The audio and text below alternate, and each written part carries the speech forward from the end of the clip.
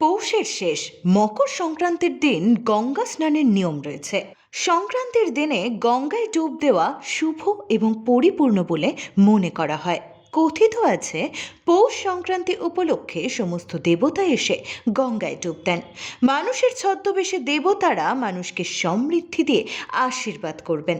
তাই সারা বিশ্বের ভক্তরা গঙ্গার ঘাটের কাছে সমবেত হন এবং স্নান করেন।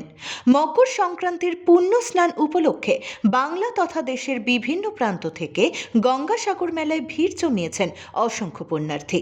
মঙ্গলবার সকাল 6:58 থেকে শুরু হয়ে গিয়েছে পুণ্য স্নান, চলবে বুধবার সকাল পর্যন্ত।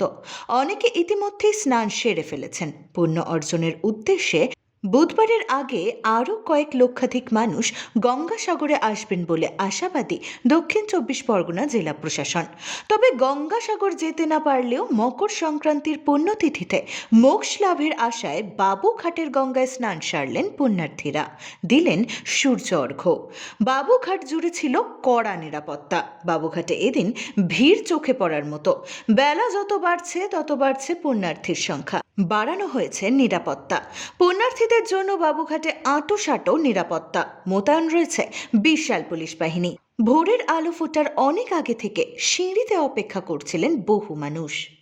ব্যুরো রিপোর্ট, এক্সপোজ বার্তা।